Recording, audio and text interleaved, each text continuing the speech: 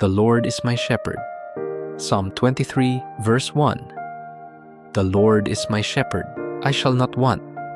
Kapag naririnig natin ang Psalm 23 verse 1, ang sarap sa pakiramdam. Parang may bigat na natatanggal. Sabi roon, si Lord ang ating shepherd. At dahil siya iyon, hindi tayo magkukulang. Ano bang trabaho ng isang pastol?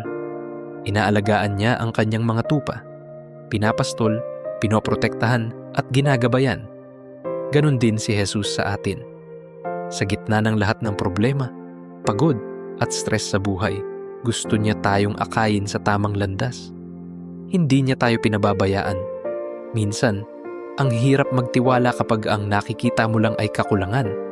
Walang pera, walang peace, o walang kasiguraduhan.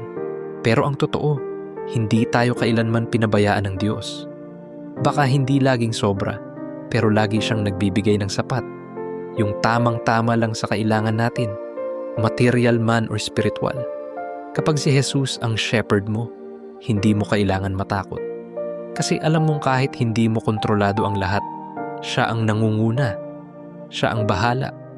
Kaya, kung pagod ka na sa kakaisip kung paano kakayanin ang lahat, alalahanin mo, may shepherd ka.